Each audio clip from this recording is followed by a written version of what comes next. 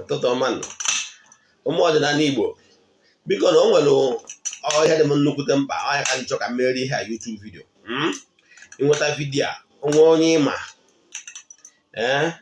nọ na South East na Nigeria enwere m deal for the person.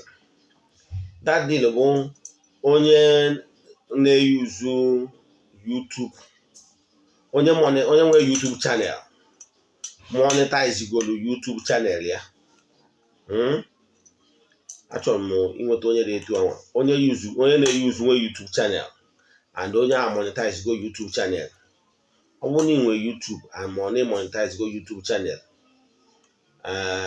ime ka mmadụ biko send alụ message 08057837672.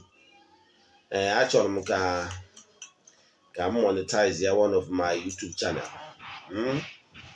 So I'm monetize one of my YouTube channels. Please chat am na WhatsApp. Let me know what it takes. Ka we can make here na ya eme.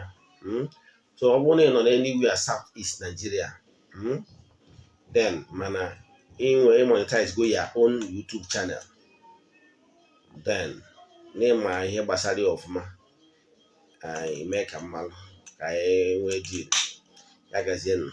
Daalụ nụ.